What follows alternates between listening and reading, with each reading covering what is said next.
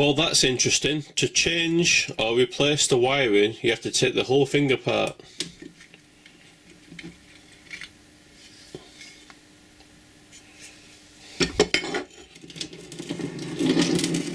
I'm guessing that's why it wasn't popular. Hello and welcome back. How is everybody? Hope you're all okay. And if you don't subscribe, I'm telling your mother. Today we're talking about collecting tools. I got this one off the car boot sale only a couple of weeks ago, and I'm classing it as a multi-tool. It's actually a champagne pliers, very fancy. What it's doing in an old box of tools, we'll never know. So today we're talking about vintage multi-tools, but before then, I'm also talking about vintage electric drills. Only this one. This was on my last video and I didn't show you it plugged in, working. And one of my friends, John, wants to know what it was and would like to see it in action. And I do like the styling on this, and that's why I bought it. This is a Manning-Bowman drill. Not to be confused with the Bernard Manning one. The Bernard Manning drill tells you dirty jokes. What's that, Bernard? He's just told me a joke. Why do seagulls have wings? I don't know, Bernard. Why do seagulls have wings? To beat the gypsies to the tip. Let's have a look at the Manning-Bowman vintage electric drill, and it looks like something from Space 1999. It's got to be pure 70s. What a wonderful piece of design. Shall we switch it on and see what happens?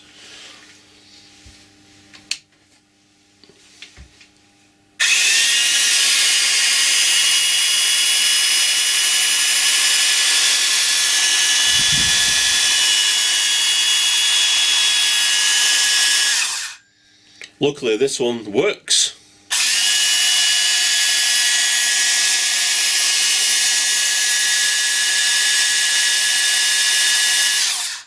And it's 110 volts and it's American. So that's very nice. So let's get back to the main part of the video. Vintage multi-tools.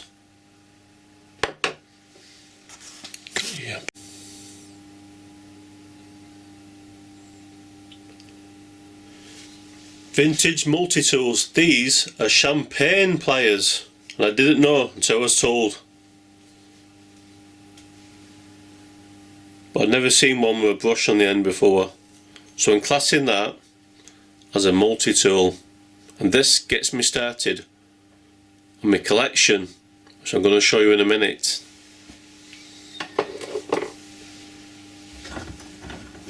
So I first started collecting these from the car boot sale about 2 years ago when I found these, and they're nice, a lovely pair of pliers, and definitely a multi-tool. We have a hammer, pincers, an axe of sorts, a pin puller or nail puller, and a flat screwdriver.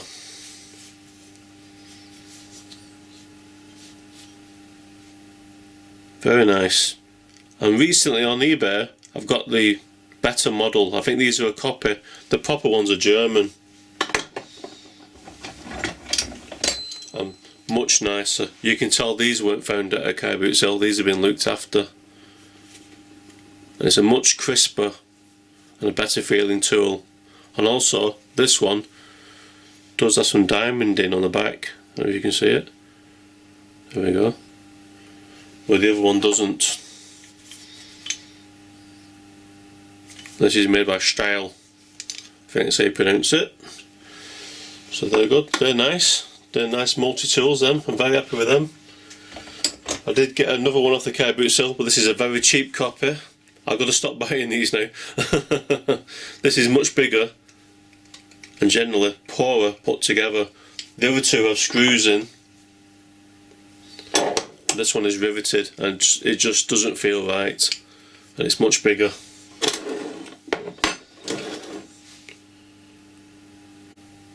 I'd say about 60% of these tools I can find at car boot sales and flea markets. The other ones I have to buy online, the rarer ones. This was a car boot sale one, nothing special. I think these are classed as cobblers or shoemakers tools. He's a happy chappy though, isn't he? He's got a lovely big smile, and I'm classing this as a multi-tool because it has the hammer. And I think you can get these in various sizes. This is quite a big one, but it's a good one for the collection. I just like it because he's happy.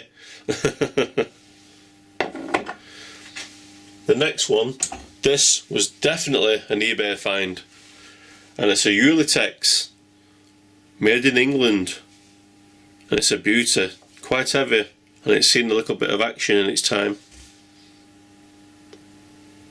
Let's count how many functions this has. 1, 2, 3. It has a file on the handle. I've never seen that before, an actual working file on the handle. That's 4. It has a millimetre scale, that's 5. And on the other side, it has inches, an inches scale. 6 tools in one, or maybe 7 if you count the wire nips, wire cutters there on the handle. 7 tools in one, that's a great find, and so far it's one of my favourites. Right, so that is collecting multi-tools. What I want to know is, what do you guys collect? And will you tell me in the comment boxes what unusual stuff. So at the moment I collect electric drills, multi-tools, and I also collect vintage spray guns. I'm going to show you a couple of them in a minute, but be quite interested to know what you guys collect. And obviously forklifts don't count. You know who you are. They've got to fit in your pocket or your toolbox. You can't collect anything big like that. Let's have a look at the vintage spray guns I bought.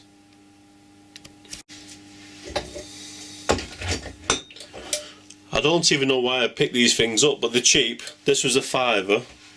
This is a Ben spray gun, and I quite like it. I don't know how well it'd work.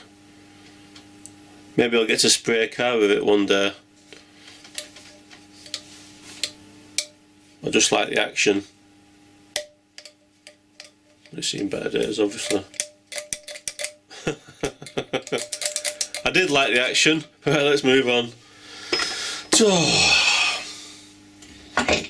You guys might have seen this one in one of the last car boot sale videos, and these run on the old Electrolux hoovers on the blow function, and you can spray your Cortina with your hoover. I really like that. That's a nice one. That's definitely a keeper.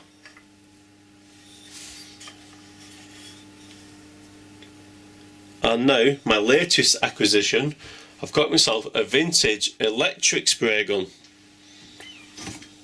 And she's a beauty. Have a look at this, and I think it's a minstrel. I've never seen one before. That is pure 50s, and it actually works. But isn't that great styling? Look, it looks like a Luger pistol, doesn't it? Yeah, she's a beauty.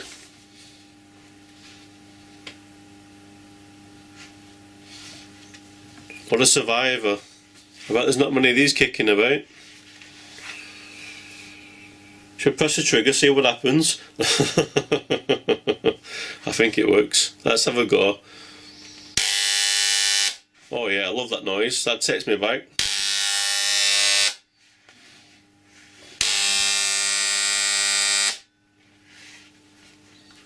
There you go. That's the last part of my collection. So I hope that was of interest to you all. And please leave in the comment boxes what you collect. I'll be very, very interested to know. So thank you everybody, thanks for viewing, and come back again. Ooh, I do like that. Very sexy.